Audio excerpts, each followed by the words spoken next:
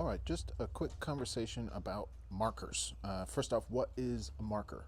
A good example of what a marker is a clicker. The sound of a clicker is very repeatable. It's also very high-pitched and easily recognizable for a dog. It's something that we can easily start to associate with behaviors, or more particularly a reward. Now, instead of using clickers, I prefer verbal markers just because I have to have one of these in my pocket in order to use it versus my voice, which is something I always have access to. Now, I use a variety of markers. The two that we're going to talk about in this video are good and yes. Yeah, they're two very similar English words, but they have pretty different meanings here in our training. So just starting to talk about those differences. The first one, so for example, if I were to guide her up to a place bed and I wanted her to remain in position, so here, place, guide her all the way up, beautiful.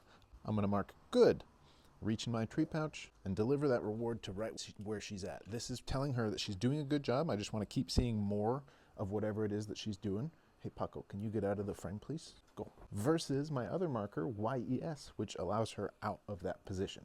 I'm going to back up a little bit, encourage her to come to me. She's allowed out of place to come and get that reward. Yes, good girl. Place. And we can rinse and repeat. Whoop, you didn't get all the way there, so I want her to get all the way up to the bed and lay down. There it is. And if I want a reward in position, I'll just mark good, deliver, whoop.